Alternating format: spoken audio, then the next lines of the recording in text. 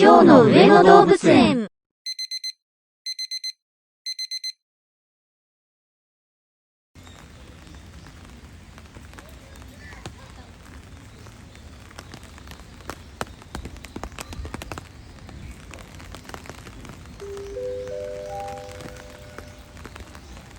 お客様に落とし物のお知らせをいたします。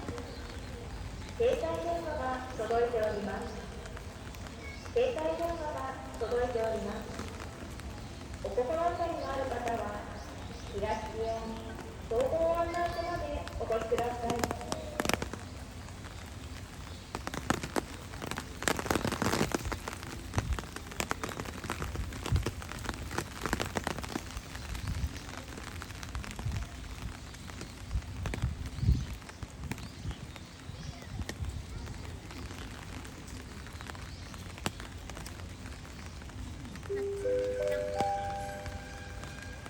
お客様のお呼び出しをいたします。